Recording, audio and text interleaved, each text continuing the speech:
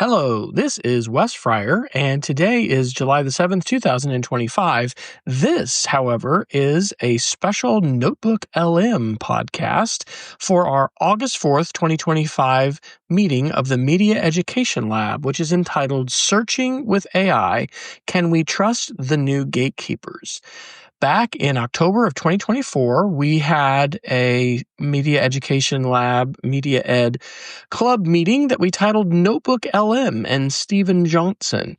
And in that podcast, in that webinar, we talk about this amazing tool that Stephen Johnson has consulted with Google on, and it is called NotebookLM. And what it allows you to do is upload a library of documents and then create what they call a deep dive podcast, specifically focusing on just those documents. And so that's what we've done for this month's webinar. And there are 8 different article links that we have under optional media for this session, from Wired, the Financial Times, the Washington Post, The Verge, the Columbia Journalism Review, Tech Times, Tom's Guide, and The Week. And what I'm going to do is go ahead and read you the prompt that I gave to NotebookLM. I asked it to create a long podcast deep dive. You can now ask it to go with the normal length or a shorter length, and this is the longer one, so it's actually just over 32 minutes in length. And this is the prompt which I put into the AI after uploading PDFs of these 8 articles. Please use the attached 8 articles to create a deep dive podcast conversation for an upcoming webinar, Searching with AI. The description is, with AI chatbots like ChatGPT, Gemini, and Claude reshaping how people search for information, traditional search engines like Google face new competition and new scrutiny. But as more users turn to generative AI for answers, critical questions arise. How reliable are these AI searches? What happens when algorithms hallucinate facts, reflect hidden biases, or omit information entirely? Join the Media Ed Club as we explore the promises and pitfalls of AI-powered search, the growing debate over AI guardrails, and what this means for media literacy and education. End quote. And the last part of the prompt was, use these articles to share a thorough summary and analysis of these articles with this webinar focus in mind to prepare participants to better understand, discuss, and later teach about these trends and ideas. So with that introduction, we will transition to the NotebookLM deep dive. Remember that you can access these resources and join us in the Media Education Lab by visiting our website, mediaeducationlab.com. Specifically for the Media Ed Club, you can go up to Programs and find the drop-down for Media Ed Club, and there you're going to find information about the club, links to upcoming meetings, past meetings, and you can register for free for our next Zoom webinar. We hope you'll join us soon at the Media Education Lab for a monthly meeting the first Monday of each month for the Media Ed Club. And here's the deep dive. Okay, let's unpack this a bit. Remember, when Googling it was just the default for everything. Oh, absolutely. That simple search box, right. Right. And you knew you'd get that list of familiar blue links. Comforting almost. Yeah, it was sort of our go-to, wasn't it? Our digital compass for, anything from fixing a leaky faucet to, I don't know, finding the capital of Madagascar, yeah. We all did it. We thought we knew how to find information online. Pretty straightforward. Exactly. We thought we had it figured out how to find stuff online. Well, get ready. Because that whole landscape, how we actually search, it's undergoing this massive shift. A seismic shift, really. And it's all thanks to AI, accelerating faster than most people probably realize. It's not just a tweak. Right. That familiar world, it's changing. Yeah. Fast. Profoundly. What's fascinating really is just how quickly these new AI tools are, reshaping our digital habits, our whole relationship with information, actually. It's way more than just an update then. Oh, yeah.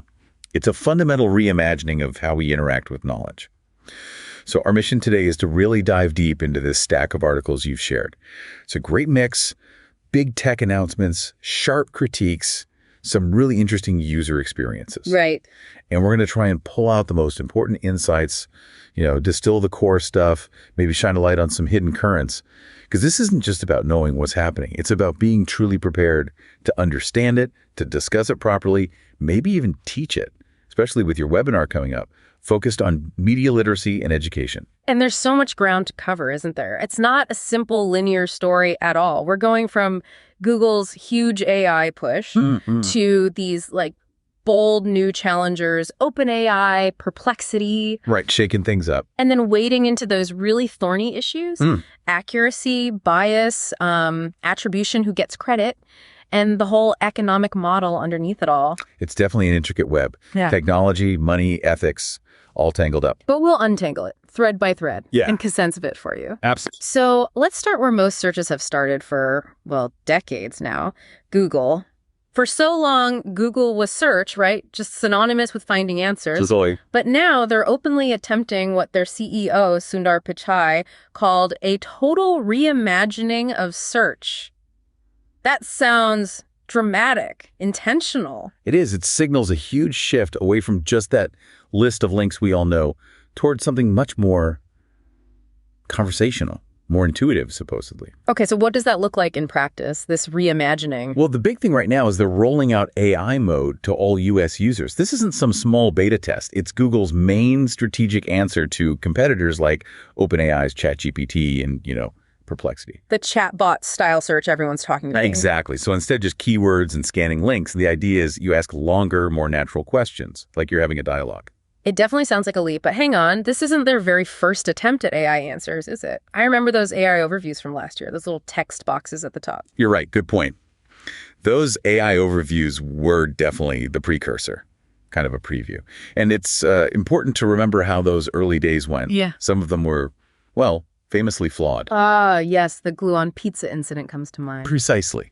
That example went viral for a reason. It was funny, sure. Yeah. But it instantly became this cautionary tale. It showed that these generative AI tools, especially early on, could seriously misunderstand things or just make stuff up, hallucinate facts. With weirdly specific, sometimes problematic results. Absolutely. And while the pizza thing was kind of absurd, it really highlighted the very real accuracy concerns that, frankly, are still a major issue with these systems. And that feels critical for our media literacy focus, doesn't it? Because the basic expectation is changing. We're moving from actively finding information, clicking, evaluating links. Right, doing the legwork. To mostly receiving answers directly from an AI. Exactly. Yeah. And that shift changes your role as the user completely.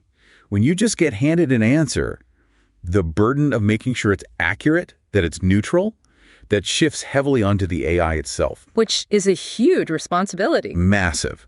And as we'll get into, it's proving to be a major ongoing challenge for everyone in this space. It means you, the user, have to adopt a new mindset. Stay critical, even when an answer sounds really confident. Okay, so they had these early issues with AI overviews, the pizza glue debacle. What's Google actually doing under the hood to make this new AI mode better, smarter, more reliable? What's the tech? Yeah, that's the key question, isn't it? So AI mode is running on a custom version of Google's Gemini 2.5 model. And what makes this version supposedly powerful, according to Robbie Stein, he's a VP there, is its ability to break down complex questions. Break them down how? It apparently splits your one complex question into multiple simultaneous queries behind the scenes, sometimes dozens of them, things you wouldn't have thought to ask yourself. Huh. So it's searching more broadly than a person would. That's the idea. He said it allows for a much more powerful discovery of the web because it can uncover connections or find info that isn't just sitting neatly on one single web page. It's trying to go beyond the obvious surface level stuff. That does sound ambitious. So Gemini 2.5 is the engine. How are they positioning this against competitors? ChatGPT, Claude, are they claiming they're back on top in the AI race because they took some heat for being slow initially? Oh, they are positioning it very aggressively. Google's claiming Gemini 2.5 basically beats rivals like ChatGPT and Claude on a lot of standard tests, especially things like coding. Right. And this whole push is clearly their big strategic effort to say, hey, we're still the leaders in AI, especially after all that criticism about their pace. They were pioneers in the research, but some startups really grabbed the spotlight first. Yeah, it's fascinating. The giant playing catch up, but with enormous resources. Exactly. It's a really interesting dynamic. So this AI mode, is that the whole plan, or is this just like step one in a much bigger AI strategy for Google search? It definitely feels like just the beginning. They've explicitly said they plan to graduate some of these AI mode features into the main regular search experience. So not just an option, but the default eventually? Potentially, yeah. Making it more seamless, more ubiquitous. And they're also rolling out something called deep research. Deep research, what's that? It's designed for when you need more than a quick answer. Like if you need a really comprehensive report on a complex topic, it sounds similar to what their standalone Gemini chatbot can already do. So you ask a detailed question. Right. And the AI will apparently spend several minutes crawling lots of sites, synthesizing information, and then producing a full structured research report for you. It's about moving beyond quick facts to like deeper knowledge synthesis. Okay, so a total reimagining, Gemini-powered deeper research. But then there's this other layer, right? Capabilities that sound, well, a bit sci-fi. Yeah. Maybe a bit concerning for privacy. This is where it gets really interesting and potentially worrying for some. We're talking about what Google calls agentic capabilities. Think projects like Project Mariner, Project Astra. Agentic, meaning the AI acts like an agent for you. Exactly. The core idea isn't just that the AI tells you stuff, but it can actually take control of your browser, your apps, to do things for you. Like what kind of things? Imagine telling it to book a trip. And instead of giving you links, the AI actually goes through the process, finds flights, hotels, books them. Or compiling a complex report not just by summarizing, but by actively navigating different apps and pulling data. Wow. Demis Hassabis, the head of Google DeepMind, talks about this vision of a universal AI assistant, something intelligent that understands your context and can actually plan and take actions across any device you use. It even includes things like responding to voice queries using your phone's camera to understand your real-world situation. Okay, that's a lot. It's not just giving answers, it's doing things autonomously. Pretty much. But wait, if it's acting for me, it needs access to my personal stuff, right? Like my email, my calendar. That's the crucial point, and where the privacy alarms start ringing loudly for many. For these agentic features to work well, to be truly personalized, yes, Gemini can be given access to your historical data, your Gmail, your calendar, other digital traces. To provide personal context, I think they called it. To make the assistants more relevant. But this is where it gets tricky. We saw the backlash when Meta AI integrated personal data in a way users found, well, creepy. And remember that story about the ChatGPT agent test that went haywire and spent, what was it, $31 on a dozen eggs? $31, yeah, I remember that. Hilarious, but also slightly terrifying. Exactly. It shows how AI autonomy can go off the rails unexpectedly, and users are definitely voicing these concerns. You see comments asking, will it remember everything I do? Is it taking control of my digital life? This isn't just theory, it's a real shift in user control. It really is. So that core question for you, the listener, thinking about media literacy especially, what is that trade-off between this almost magical convenience and, well, your data privacy, your digital autonomy? How much control are we willing to hand over? That's huge. It's a fundamental question we all need to grapple with. And while Google is making these huge, potentially game-changing moves, we absolutely have to remember they're not alone in this.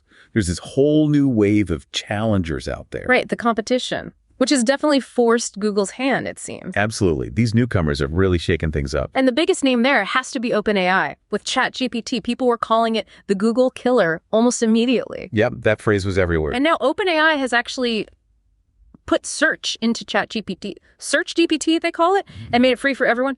That feels like a massive move against Google. Massive is right. It's a direct shot across the bow. Because now ChatGPT isn't just relying on its old training data, the stuff that cut off in the past. It can access and synthesize information from the live web in real time. So it becomes a direct competitor for informational searches. Directly. And some users are really liking it. We saw reports where people described the ChatGPT search experience as, quote, cleaner, gives the information I wanted, and had more apparent sources for that data compared to, traditional Google. That's pretty telling user feedback. Cleaner, more direct. I can definitely see the appeal. What's the actual experience like? If I use ChatGPT for search, how does it feel different? It's designed to feel very natural, very conversational, just like the chatbot interface people got used to. You ask questions in plain English, just like you talk to someone. You can even tell it how you want the answer formatted. Oh, interesting. Like list the points or something. Exactly. And it taps into live data for things like weather, news headlines, sports scores. There was that example, asking how many moons are in the solar system and display it by size. And it apparently does just that, gives you the list, ordered by size. And one user made a really interesting comment saying it felt more like the original Google. Ad-free, less cluttered, just focused on the information, which is quite a statement given how cluttered some feel Google has become. Wow. Like the original Google. That's powerful nostalgia. But is it really a Google killer? Sounds like there's still debate about that. Not everyone's convinced. You're right. It's definitely not unanimous. While some people are really drawn to it, others are more, let's say, pragmatic. They argue it's still too impractical for daily driver use. Impractical how? Mainly for those quick, short searches, what some call navigational queries. Quickly finding a specific website, checking a flight status, grabbing an address. For those kinds of immediate tasks, some feel ChatGPT still has limited means to fetch real-time information as fast or precisely as Google still does. Okay, so good for deep dives, maybe less so for quick lookups. That seems to be the current consensus for many users. It excels at the conversational, detailed stuff. But for those frequent, quick hits, traditional search might still have the edge for now. Different tools for different needs, perhaps. Got it. So ChatGPT is a major force changing the game. But then there's Perplexity AI. And that one, well, it seems to attract controversy like a magnet. It's become a real lightning rod. That's a good way to put it. Perplexity calls itself an answer engine. The whole pitch is skip the links, get a direct summary with citations. Sounds efficient. It does. And it's got significant funding. Even Jeff Bezos invested, and some high-profile users really like its directness. But yeah, as you said, it's become this focal point for the media industry's frustrations because of some really serious accusations. Accusations about basically stealing content, right? Plagiarism. Yeah. It's not just minor stuff. Exactly. That's the core of the storm. Perplexity is accused of systematically ripping off content, outright plagiarism, and this is technically crucial, disrespecting robots.txt files. Robots.txt. Explain that again quickly. It sounds important. It's fundamental. It's the standard way websites tell automated web crawlers, like the ones AI companies use, which parts of their site are okay to crawl and which are off limits. It's like a digital keep-out sign. Okay. And Perplexity is accused of ignoring these signs. That's the allegation. And it's led to major lawsuits. News Corp owners of the Wall Street Journal, New York Post, they're suing, saying Perplexity copies on a massive scale and drives revenue away from them. The New York Times sent a cease and desist.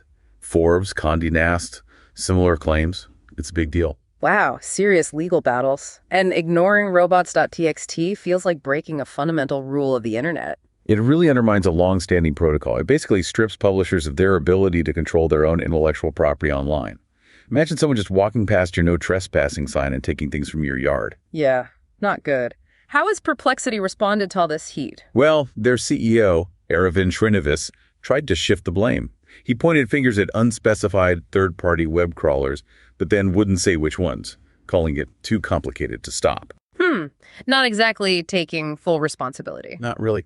And then, in a moment of almost unbelievable irony, Wired magazine reported that Perplexity actually plagiarized Wired's own story, which was criticizing Perplexity for being a bullshit machine. You can't make this stuff up. They plagiarized the article, accusing them of being unreliable. Exactly. It highlights the core issue in the most direct way possible. So this whole situation raises that critical question for you, the user, and for media literacy.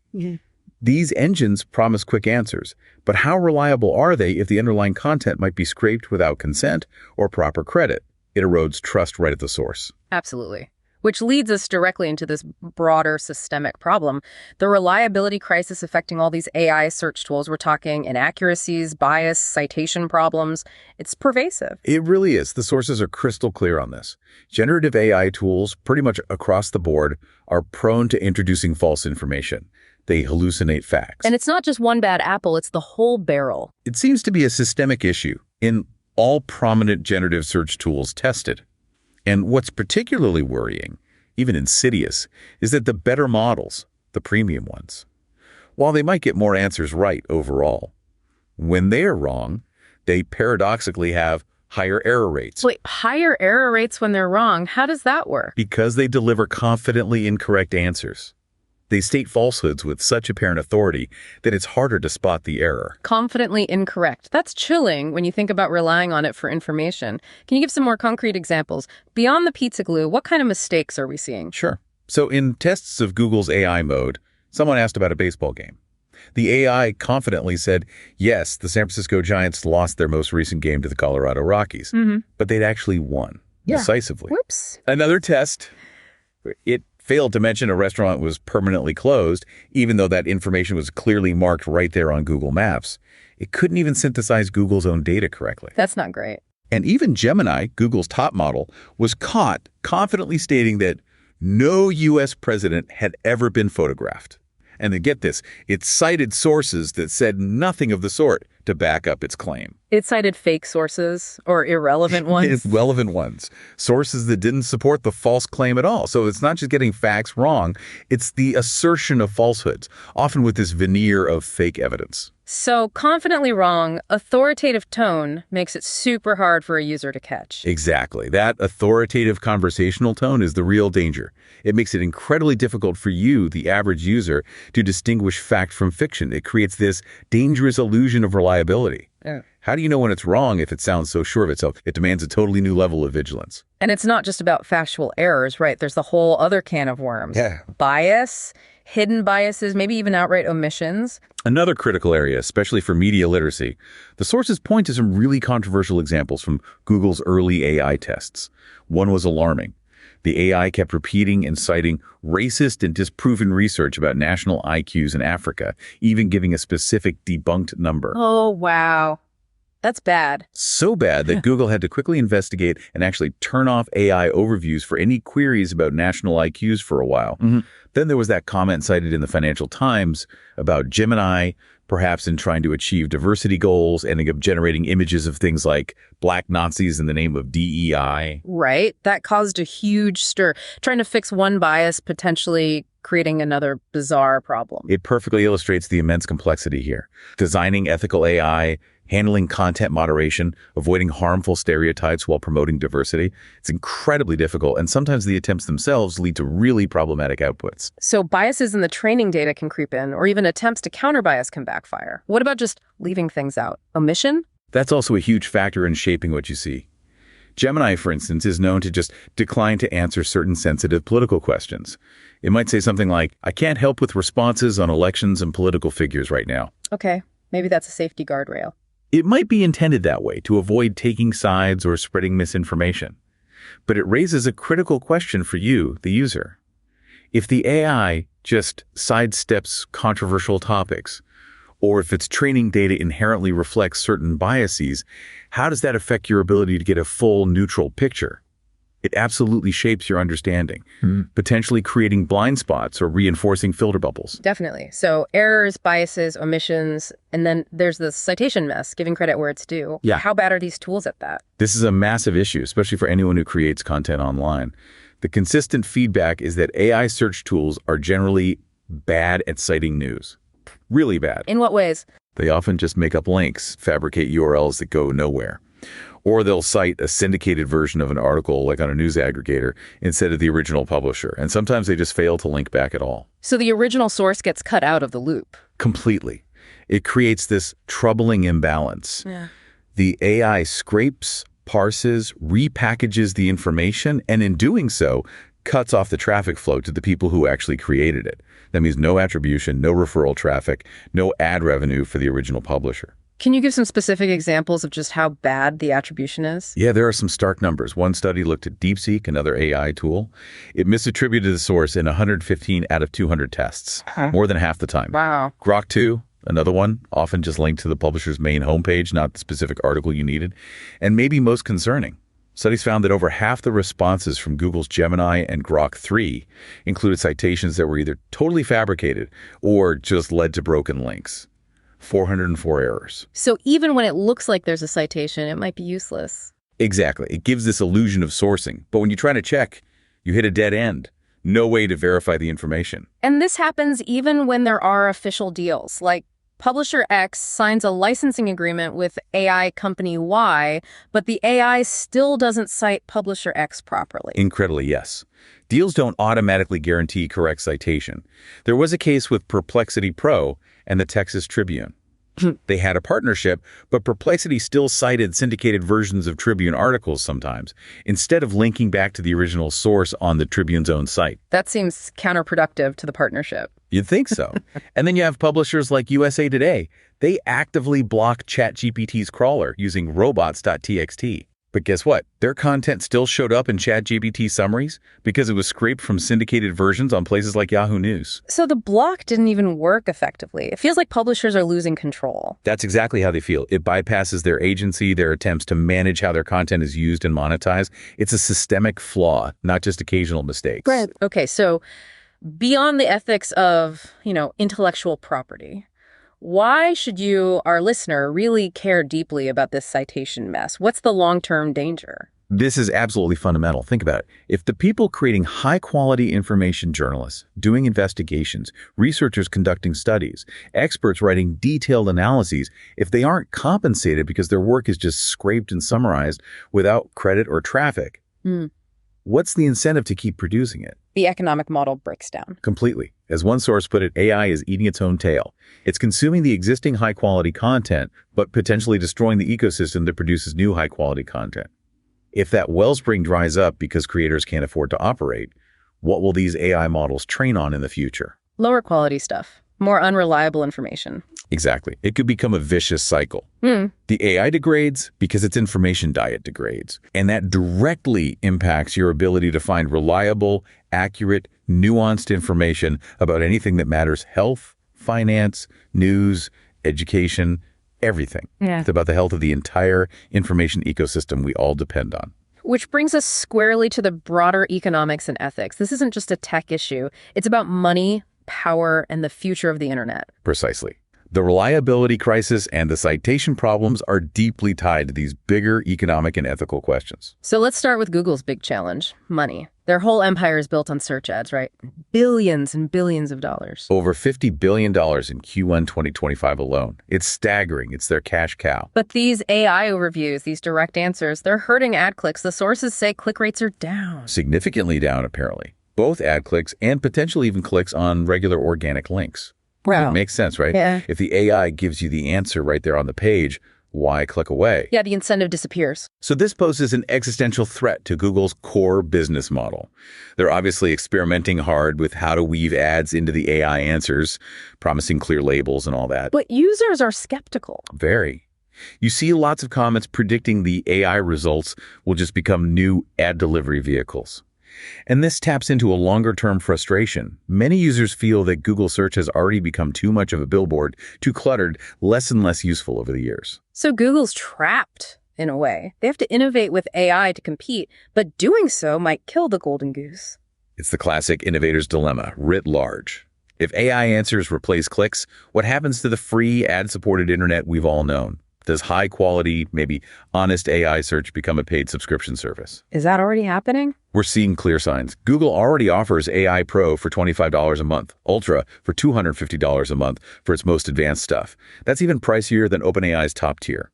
It strongly suggests a future where the best AI experience might not be free anymore. Wow. Okay, so Google's facing this dilemma, but publishers, content creators, they're in an even tougher spot, aren't they? Facing an existential threat. Their situation is really dire, and it's linked to Google's problem.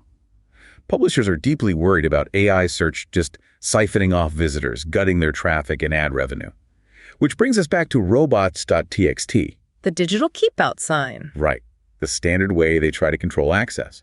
But as we discussed, there's strong evidence some AI companies are just ignoring it, bypassing it, which takes away the publisher's fundamental agency to decide whether their content will be included. So they lose revenue and control. Double whammy. Exactly. Danielle Coffey, head of the News Media Alliance, put it starkly. Without the ability to opt out of massive scraping, we cannot monetize our valuable content and pay journalists. It threatens the whole industry. And even when deals are made, like Condé Nast licensing to OpenAI, control and attribution can still be issues. Which loops back to you, our listener. If quality journalism, independent reporting, niche creators can't survive because their content is consumed via AI summaries without clicks, what does that mean for the future of reliable information available to you? It impacts everyone. Absolutely. And underlying all this is that unsettling idea, that paradigm. If you are not paying for the service, you are not the consumer, you are the product.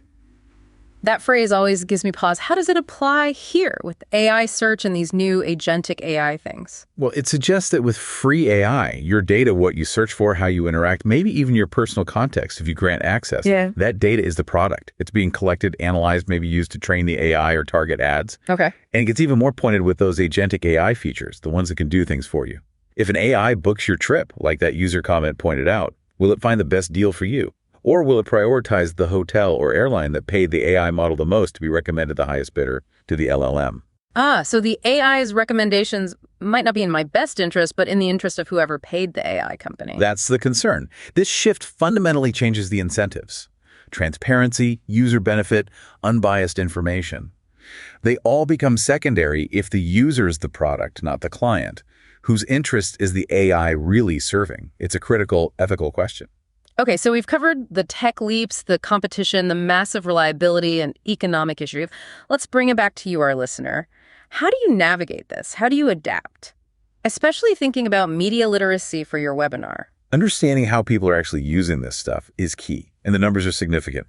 Sources say nearly 1 in 4 Americans already use AI instead of traditional search sometimes. 1 in 4? That's huge. It's not just early adopters anymore. Not at all. It's going mainstream. We see comments like, haven't used Google to search for anything for ages now. People prefer the AI's ability to expand on ideas, synthesize, and the lack of ads is a big draw. It shows a real shift in user preference toward that conversational style. Okay, so users are migrating, but are they worried about the long-term cost? You mentioned subscriptions earlier. Is there concern about a bait and switch? Definitely. That phrase comes up. Users are wondering if these tools, once they become essential, will suddenly get expensive. It's a valid concern. On a practical tip, though, for listeners wanting to avoid AI summaries on Google right now, users have found you can often add AI to your search query. Or look for a web filter or tab, which sometimes brings back the old list of blue links. For now, anyway. Handy tips. But this all comes back to the core issue for your webinar. The media literacy imperative. How do we navigate this when the AI can be confidently wrong, biased, or opaque about sources? It's the central challenge. Critics nail it when they say these tools take away transparency and user agency, amplify bias, and often provide ungrounded and/or toxic answers that may go unchecked. This is exactly what you, as a learner and potential educator, need to tackle.